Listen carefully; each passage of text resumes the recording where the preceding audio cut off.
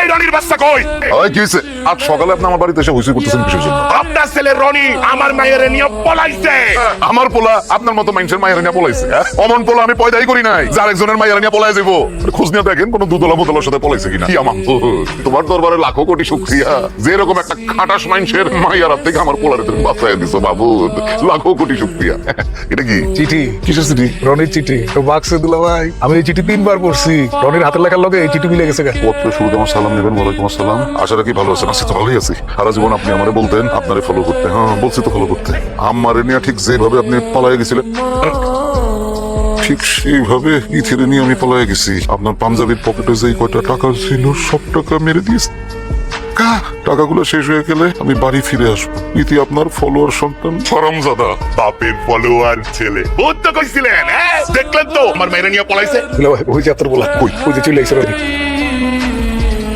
प्यार के किस्से अधूरे रह হারামজাদা। गए।